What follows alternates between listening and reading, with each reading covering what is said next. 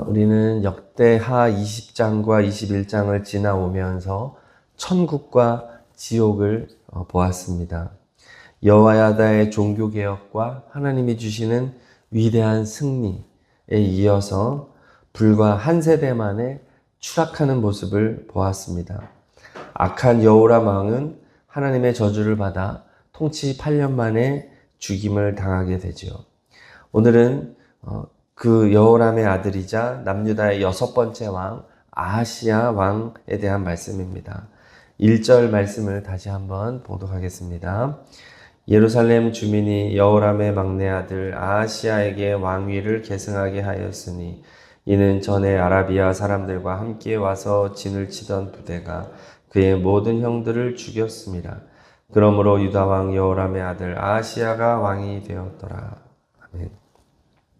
아하시야 왕은 이제 블레셋과 아라비아가 쳐들어왔을 때 형들이 다 죽임을 당하고 홀로 남았습니다.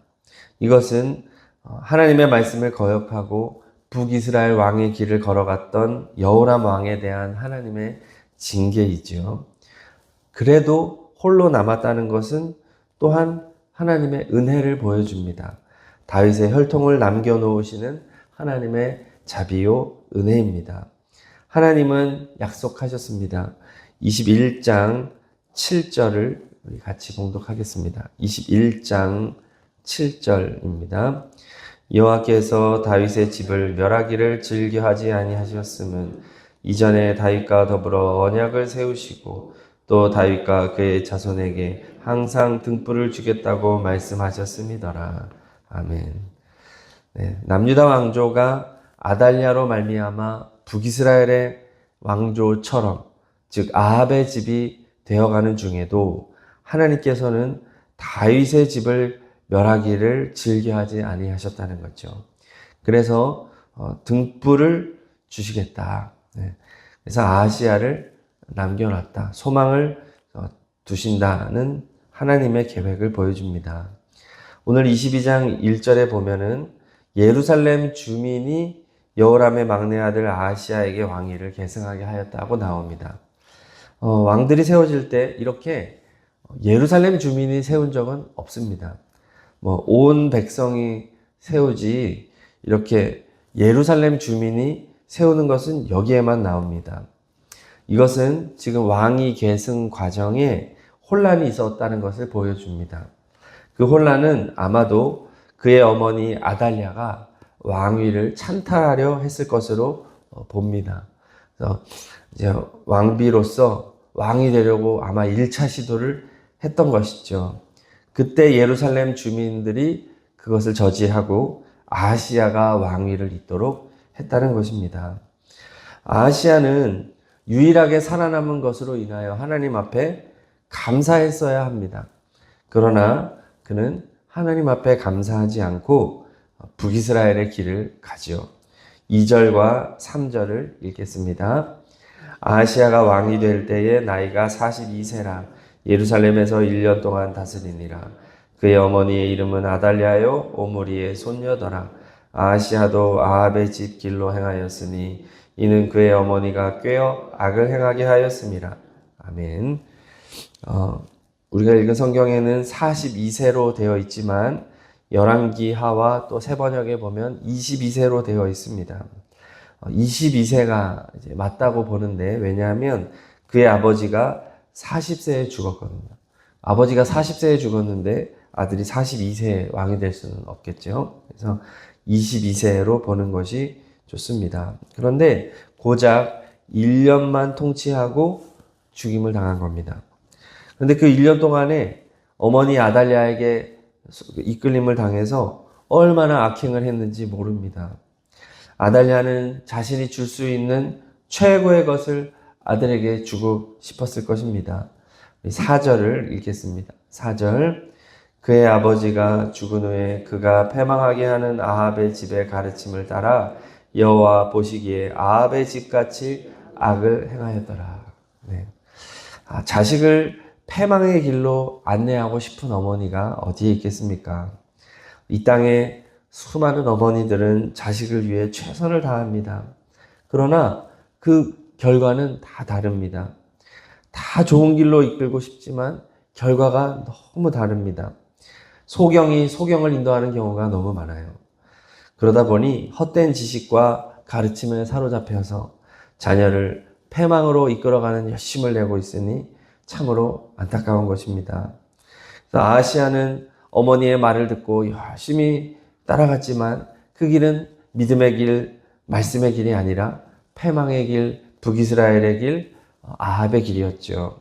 바알의 우상을 섬기고 또 북이스라엘과 손을 잡습니다. 5절을 읽겠습니다. 5절 아하시아가 아합의 집의 가르침을 따라 이스라엘 왕 아합의 아들 요람과 함께 길랏 라못으로 가서 아람 왕 하사엘과 더불어 싸우더니 아람 사람들이 요람을 상하게 한지라. 아멘. 남유다의 왕인데 자꾸 악한 북이스라엘과 손을 잡는 겁니다. 그렇게 아람과 전쟁을 치렀다고 하는데 여호사밧 때에도 아합을 도와서 전쟁을 치르다가 죽을 뻔하였는데 잘못된 역사가 또 반복되는 겁니다. 지금 남유다와 북이스라엘의 경계가 없어졌어요. 다 악해졌습니다. 결국 아하시아는 북이스라엘 요람 왕을 병문안 가다가 예후를 만나 붙잡혀 죽임을 당하게 됩니다. 불신앙의 자리에 자꾸 얼쩡거리니까 이렇게 비극적인 마지막을 맞이하게 된 것이죠. 이렇게 아들이 죽게 되니까 아달랴가 이제 이성을 잃고 폭주합니다. 10절 읽겠습니다. 10절 아하시아의 어머니 아달랴가 자기의 아들이 죽은 것을 보고 일어나 유다 집의 왕국의 씨를 모두 진멸하였으나. 아멘. 이제 그녀는 사탄에게 사로잡혀서 왕국의 씨, 즉 다윗 혈통의 왕족들을 모두 진멸했다는 겁니다. 이러한 미친 행동은 남유다의 등불을 꺼뜨리려는 사탄의 시도죠. 사탄은 언제나 하나님의 구원을 막기 위해서 발악을 하고 있지 않겠습니까? 이렇게 아달랴가 악행하는 것은 마치 우리나라의 방류된 외래 어종과 같습니다. 1970년대에 60년대 후반 70년대 초반에 우리나라가 식량난이 좀 심했기 때문에 좀 식량난을 좀 해결하고 단백질을 좀 얻자 해가지고 외래종이었던 베스하고 블루기를 하천에 대량 방류하였다고 합니다.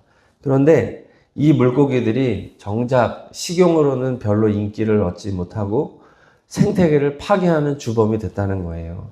강한 육식성이기 때문에 토종 물고기와 새우류를 먹어치우고 생태계를 심하게 교란하였다고 합니다. 지금도 이 문제가 해결이 안 됐다는 것이죠. 그래서 마치 이런 외래 어종처럼 이 남유다 땅에 이 아달랴 한 며느리 한 번 잘못 둬가지고 남유다가 다 망하게 생긴 겁니다. 심각한 위기로 이어지게 된 것이죠. 아달랴는 피해 숙청을 하고 무려 6년 동안이나 남유다 왕으로 통치합니다. 아마 자신의 계획이 실현되고 다윗의 혈통은 이제 끊어졌고 이제 남유다는 북이스라엘처럼 되었다. 아마 그렇게 생각했을 것입니다. 그러나 하나님께서는 등불을 꺼뜨리지 않는다고 약속하셨죠. 11절을 읽겠습니다. 11절 왕의 딸 여호사밧이 아하시아의 아들 요아스를 왕자들이 죽임을 당하는 중에서 몰래 빼내어 그와 그의 유모를 침실에 숨겨 아달랴를 피하게 하였으므로 아달랴가 그를 죽이지 못하였더라. 여호사밧은 여호람 왕의 딸이요 아하시아의 누이요 제사장 여호야다의 아내이더라. 아멘. 사탄이 아무리 발악을 해도 하나님의 구원의 역사를 막을 수는 없습니다. 인류의 역사를 통해서 하나님의 구원 계획을 어떻게든 끝내려고 발악해 왔지만 하나님께서는 모든 것을 아시고 전지전능하시고 섭리하시는 하나님이시기 때문에 사탄의 계략은 결국 무력화됩니다. 그래서 다윗과 맺은 언약, 다윗의 자손에게 항상 등불을 주시겠다. 그 약속을 늘 지켜주시는 하나님이십니다. 그래서 모든 왕족들이 죽어가는 와중에 가장 연약해 보이는 젖먹이 왕자 요아스의 생명을 붙들어 주신 것입니다. 힘도 없고 사람의 도움이 없이는 생존조차 불가능한 그 어린 왕자, 정말 흔들리는 등불과 같은 그 왕자의 생명을 붙들어 주셔서 다윗의 혈통을 지켜주시는 하나님이십니다. 이 어린 왕자 요아스가 우리 예수 그리스도를 상징합니다. 예수님께서는 절망적인 역사 한가운데 오신 소망의 빛이십니다. 베들레헴 작은 고을에 구유에 누우셔야 할 정도로 연약하고 무기력한 아이로 오셨습니다. 그러나 예수님께서는 하나님의 구원의 씨앗으로 이 세상에 오셨고 결국 하나님의 인도하심과 섭리하심 속에서 진정한 왕의 사명을 감당하고 왕으로 등극하게 됩니다.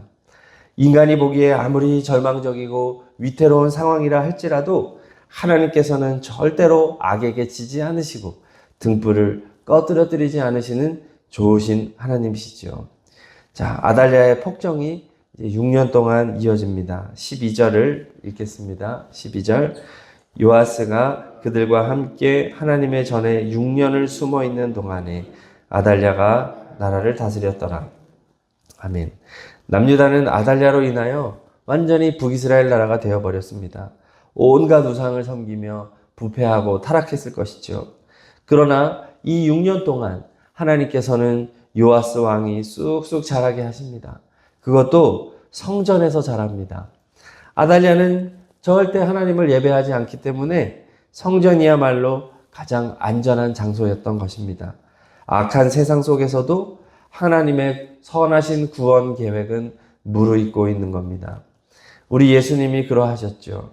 세상이 하나님을 배반하고 성전이 더럽혀지고 온갖 권세자들이 득실거린 그때, 세상에 아무런 소망이 없다고 생각할 바로 그때 하나님의 아들은 베들레헴에서 나셨고 하나님의 보호하심 속에 하나님의 때가 될 때까지 나사렛에서 무럭무럭 자라가셨습니다.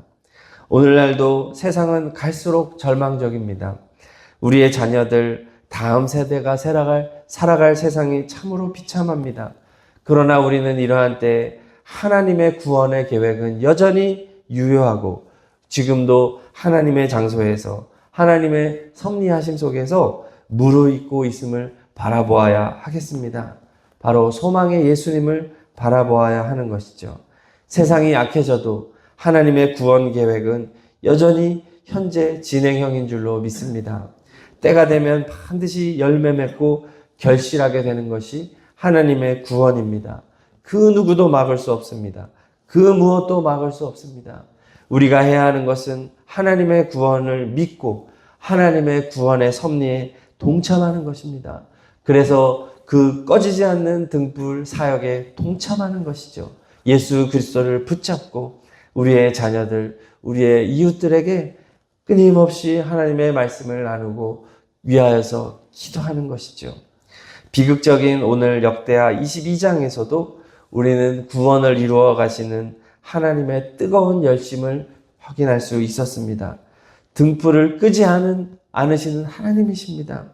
우리는 그 하나님을 믿고 우리의 가정을 위해, 자녀를 위해, 일터를 위해, 또 교회를 위해 간절히 기도하는 우리가 되어야 하겠습니다.